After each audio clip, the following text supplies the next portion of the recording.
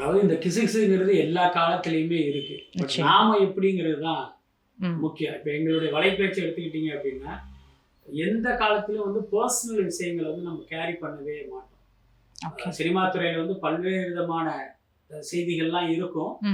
அதெல்லாம் நம்ம வந்து மக்கள் கிட்ட கொண்டு போக மாட்டோம். என்ன காரணம்னா இது தேவையில்லை.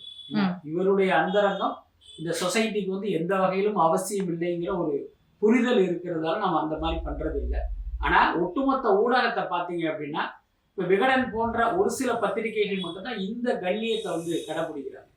பெரும்பாலான பத்திரிகைகள் என்ன பண்றாங்க அப்படின்னா, அந்த விற்பனைக்காக இந்த மாதிரியான அந்த நடிகர்களுடைய தனிப்பட்ட வாழ்க்கை அந்தரங்கங்களை செய்தியாக்குறத தொடர்ந்து பண்ணிட்டு இருக்காங்க. என்னன்னா பல வருடங்களாக இது இருந்தாலும் இப்போ வந்து கொஞ்சம் அதிகமா இருக்கிறதா வேணா நம்ம எடுத்துக்கலாம். அதுக்கு என்ன காரணம் அப்படின்னா, இன்னைக்கு ஊடகங்களுடைய எண்ணிக்கை ஜாஸ்தி ஆயிடுச்சு. முக்கியமா யூடியூப் அப்படிங்கிற இந்த சமூக ஊடகத்தினுடைய வளர்ச்சி இருக்குல்ல, அது வந்து ஒரு பெரிய அளவுல இருக்கு. அதை நடத்துபவர்கள் எல்லாம் தனிப்பட்ட நபர்கள், புரியுதா இல்லை? முன்ன வந்து ஊடகங்கள் நிறுவனங்களா இருந்தது, அதில் பணியாற்றுகிறவர்கள் பத்திரிகையாளர்களா இருந்தாங்க.